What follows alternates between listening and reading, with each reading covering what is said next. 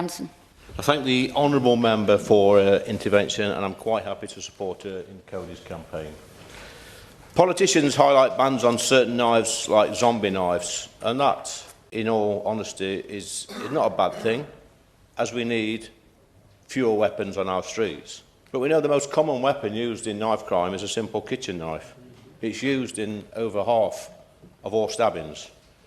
If somebody wants to cause somebody harm or intimidation, they don't need a zombie knife or a machete or a sword. They can just get a kitchen knife. Some of you will have heard about the surrender bins or the knife amnesties. This time last year, during the unrests, we had one knife bin located outside a mosque in Small Heath in Birmingham. It was found to contain dozens of machetes, an axe, large knives, and even an adapted knuckle duster knife. How have we got to the point where we politely ask people to hand in their weapons at a local mosque? This is not policing or law enforcement. At best, it is wishful thinking, and at worst, it is total surrender to the problem. This brings me on to stop and search. In the year ending March 2024, police officers in England and Wales conducted over 500,000 searches. Over 70,000 people were arrested and 16,000 weapons were seized. That's thousands of potential crimes, including murders, assaults, robberies and serious sexual offences prevented. Now, this is very impressive, and we should commend our brave police officers in their line of duty. And I know a lot of people will probably say that stop and search doesn't have an impact on overall crime rates. They say it doesn't put people off from carrying knives, but this misses the point. Stop and search is not only about deterrence, it's about detection. It gives police officers the power to remove dangerous weapons before they're used, and it also takes dangerous people off our streets. In fact, in response to the honourable member's intervention earlier, we know that under Sadiq Khan's leadership there has been a reduction in stop and search of over 23% in just 1 year. That's 23 to 24. Meanwhile, knife crime in London has increased by nearly 60% in over just 3 years. And that's according, I want to make some progress. That's according to a policy exchange report. I'm going to make some progress because I know there's a lot of people want to speak in this very important debate. I've always took through intervention. This isn't a coincidence, and it is a classic case, I believe, of a mayor who could not care less. He would sooner spend his time calling everybody who disagrees with him. I've just said I'm not going to give way, Ms McVeigh. He would sooner spend his time calling everybody who disagrees with him a racist, rather than stopping these endless knife attacks on the streets of London. I remind members that it's down to the Speaker to accept or not. Is it a point of order? Well, I'll listen to your point of order and then we'll decide if it was. Brilliant. Thank you very much. The point of order, Chair, is that where members are all required to not mislead the House or accidentally mislead the House, there is an issue with some of the figures that have just been presented. And I just wonder whether you could encourage the member to either give the dates for the figures he was using, which show that they'll be out of date, or use the correct data which show that knife crime has fallen in the capital, something we should welcome together. Yeah. It wasn't a point of order. Would you like to leave the Westminster Hall? When we're done, yeah.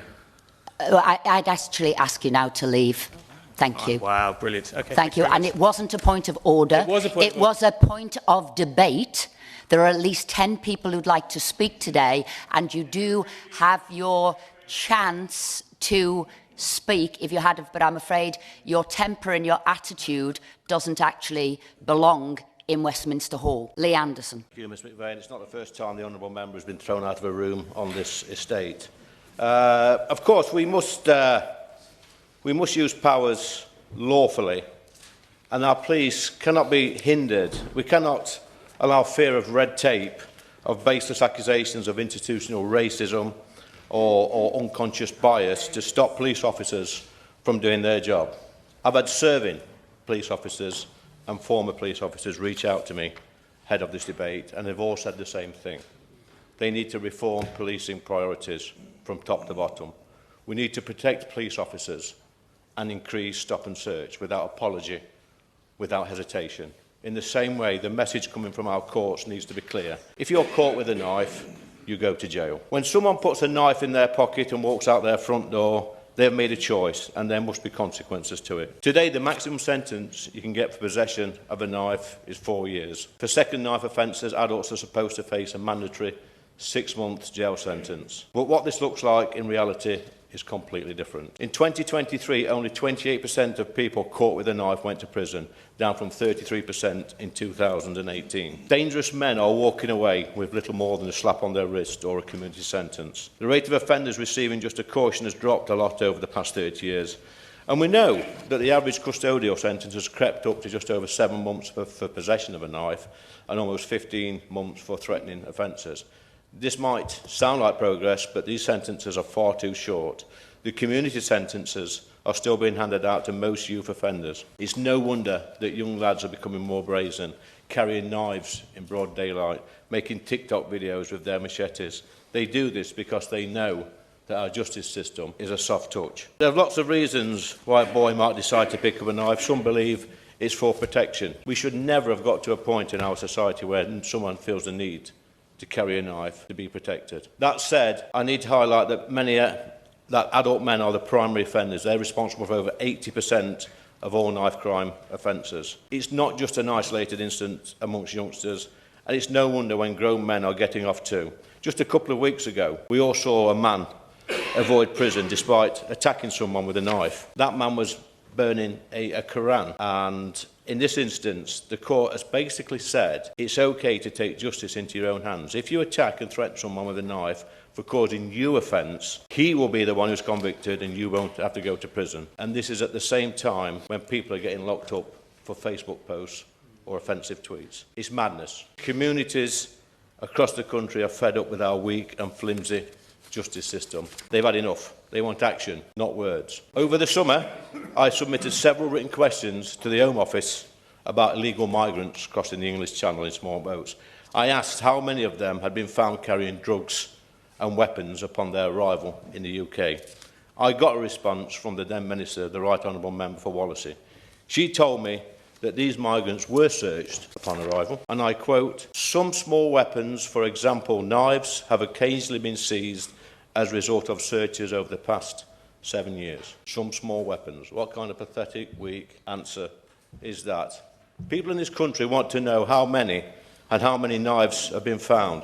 How many of these men are still here? How many of these men are still being put up in taxpayer-funded hotels? The Minister owes it to our concerned constituents to tell us what is happening to men who arrive here on our shores carrying knives. We've got enough of our homegrown knife problem already. We don't want to be importing more. And while I'm on this point, I want the Minister to tell us how many illegal immigrants have committed knife offences in our country over the past few years. They might have had a knife taken off them when they get into this country, but it is not that difficult to get another knife. This information should be made publicly available. And I know I speak for a lot of people when I say I'm sick of seeing politicians speaking at vigils, lighting candles, sharing their sympathies with the families of loved ones of another, while another person has been murdered on our streets, only to come back to this place and avoid taking decisive action. We need police officers who take violent criminals off our streets, courts that administer real justice for victims, and a government who isn't afraid to adopt a zero-tolerance